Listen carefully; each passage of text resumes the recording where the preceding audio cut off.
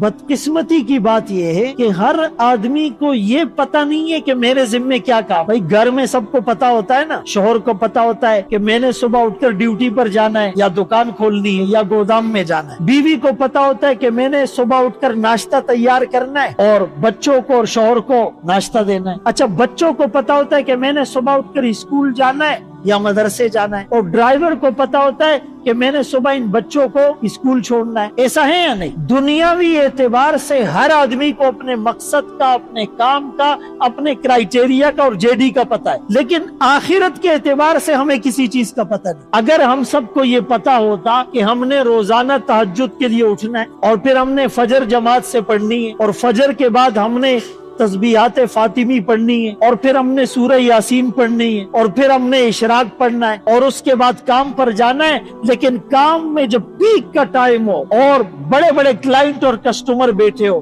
اور ظہر کی نماز کا وقت ہو جائے تو ہم نے اٹھ کر ظہر پڑھنے آنا ہے, اور کاروباری مشغولیت کی وجہ سے عصر کی نماز, جس کو درمیان کی نماز کہا گیا, حافظوا علی الصلوات والصلاۃ الوسطی, ہم نے عصر کو نہیں بھولنا, اور پھر مغرب اور عشاء پڑھنی ہے, اور ہم نے حلال حرام کو دیکھنا ہے, اور ہم نے رشوت نہیں لینی اور سود کا لین دین نہیں کرنا, اور کاروبار میں جھوٹ نہیں بولنا اور کاروبار میں ملاوٹ نہیں کرنی اور عیب چھپا کر مال نہیں بیچنا, اور جس سے معاہدہ کیا ہے اس معاہدے کو پورا کرنا ہے.